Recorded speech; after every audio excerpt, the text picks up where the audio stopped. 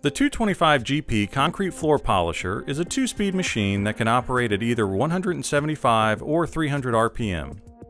To install the diamond pad driver or other attachments, make sure the machine is unplugged from the power outlet. Lay the machine on its back so you have access to the clutch plate on the bottom of the machine. Line up the hole on the attachment with the clutch plate and install by turning counterclockwise until it locks in place. The machine is equipped with a water tank for use in wet applications. To fill the water tank, simply unscrew the lid and fill from the top. To operate the concrete floor polisher, plug the machine into a wall outlet.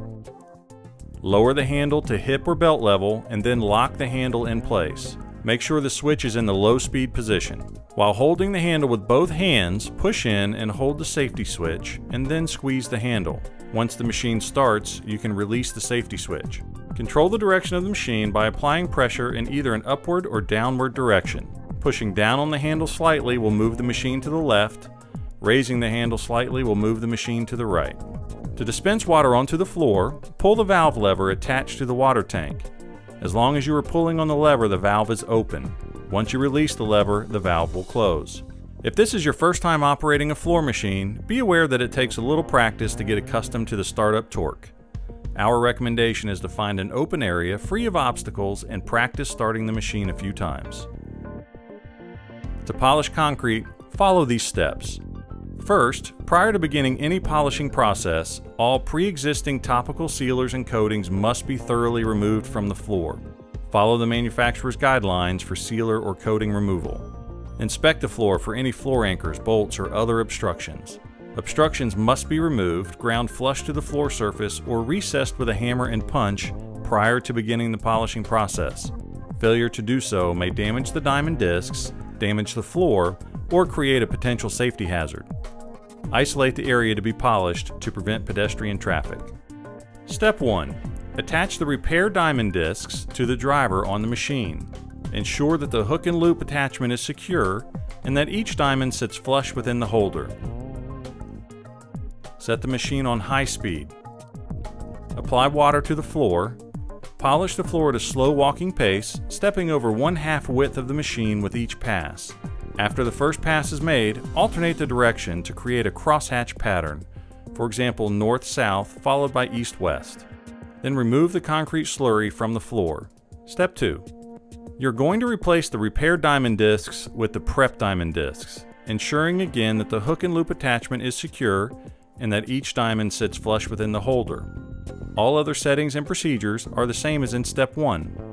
Step 3 is a densifying treatment application. Using a low-pressure pump sprayer, apply hardcore densifying treatment to the floor at an approximate coverage rate of 350 square feet per gallon. Use a microfiber applicator to spread the product and ensure uniform coverage. Keep the floor surface wet for 20 to 30 minutes, reapplying product as necessary. Scrub the floor with clean water and vacuum up any remaining solution. In Step 4, attach the polished No. 1 diamond discs to the driver on the machine. Ensure that the hook and loop attachment is secure and that each diamond sits flush within the holder. Set the machine on low speed. Apply some water to the floor. Follow the same polishing procedures as outlined in Step 1. Replace polished No. 1 diamond discs with the polished No. 2 diamond discs, repeating the same setting and procedures used with the previous diamonds. Between each of these polishing procedures, remove the concrete slurry. After the final polishing procedure, make sure the floor is cleaned by scrubbing with clean water. Step 5. Ensure that the floor is completely dry. Using a low-pressure pump sprayer, apply a thin, even coat of Top Shield hard floor protector to the floor at an approximate coverage rate of 4,000 square feet per gallon. Use a microfiber applicator to spread the product and ensure uniform coverage. Important: do not over-apply Top Shield hard floor protector. Allow the product to dry thoroughly, approximately 15 to 30 minutes. Repeat the process to apply a second coat of Top Shield hard floor protector. Step 6.